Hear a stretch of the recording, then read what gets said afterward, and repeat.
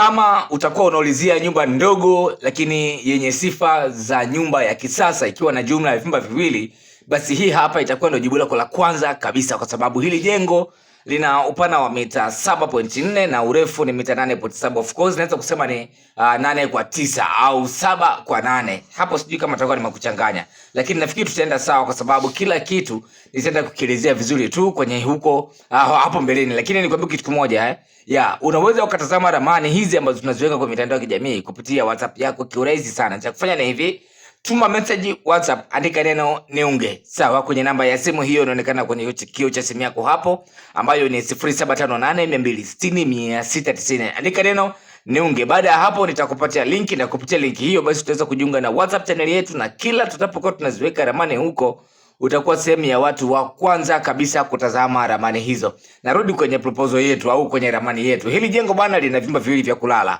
na katika vyumba hivyo chumba kimoja ni self, kama ambavyo unaweza kuona hapo. Kwa mujibu wa ramani hii, chumba self ni hicho chumba ambacho kina choo ndani. Chumba chenye choo ndani ndio chumba ambacho tunakitambua kama chumba ambacho ni self, lakini pia kuna choo cha public kipo, lakini pia mbali na choo cha public pia kuna chumba ambacho hakina choo ndani. Kwa hiyo mtumiaji wa chumba hicho ambacho hakina choo ndani, yeye atakuwa dharura zake zote zinaishia katika choo hicho cha public.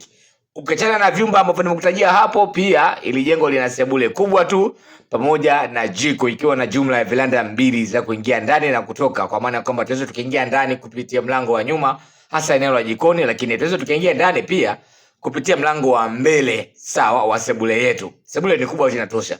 Ukija kwenye upande wa material hapa, tofali zinazotumika hasa kwenye tofali za blocks hapa zinaingia tofali 1300 za blocks, ila kama utatumia tofali za kuchoma zitaenda jumla tofali 4500. Hizi tofali zote ambazo ninazotaja hapa ni zile zitakazotumika katika usawa wa boma peke yake, yani inamaanisha boma peke yake.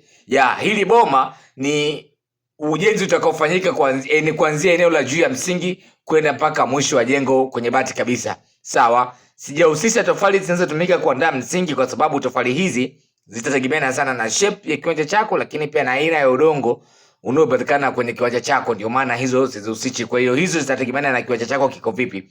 Lakini pia ukija kwenye upande wa bati zinazotumika hapo ni bati 40 za futi 10, ikiwa na jumla ya mbao za kenchi 60 peke yake. Hapo nakuwa nimemaliza jengo hili hapa zuri la kisasa, likiwa na sifa zote za nyumba ya kisasa. Hapo kwenye picha nafikiri unaweza kuona mlango ulioko nyuma hapo. Huo mlango ni mlango kuingia ndani au mlango wa kutoka nje kupitia eneo la jikoni au nyuma ya nyumba kabisa, naweza kusema hivyo. Lakini kitu kingine ambacho kinaongeza unafuu kwenye hili jengo ni uwepo wa madirisha machache katika hili jengo, kwa sababu ni jengo ambalo lina madirisha 5 makubwa peke yake, ambapo kwenye sebule kuna madirisha 2 na ndio sehemu pekee ambayo inakuwa na madirisha mengi. Jikoni kuna dirisha moja, lakini kila chumba pia kina dirisha moja. Sawa. Hapo unaweza kuwa unajiuliza kama najenga Dar es Salaam inakuwaje? Naweza nikaongeza dirisha? Hapana. Hii uwepo wa madirisha inategemeana na ukubwa wa jengo kwa ujumla au size ya vyumba vilivyopo kwenye ramani hii hapa. Kwa hiyo kulingana na ukubwa wa vyumba hivi hapa, ndio maana tunaanza kuweka dirisha moja, lakini hata kama dirisha itakuwa kubwa, kuna baadhi ya mikoa utatakiwa kuacha hivyo ili kupunguza gharama, lakini pia jengo liweze likaperform tu vizuri kwenye ufanisi wa kawaida ambao kila siku utakuwa upo hivyo. Nikukumbushe tu ya kwamba hakikisha umetufollow mitandao ya kijamii kwa jina tunatumia Makazi Mpanda, lakini pia usisahau kusubscribe katika YouTube channel yetu. Kote huko tunatumia Makazi Mpanda. Karibuni sana na asanteni kwa kunisikiliza.